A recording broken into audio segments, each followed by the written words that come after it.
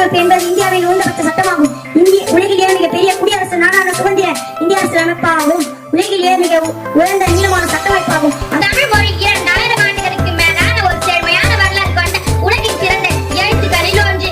இது வாழ்வின் பல்வேறு அம்சங்களையும் அழகுகளையும் தத்துவங்களையும் உள்ளடக்கியது.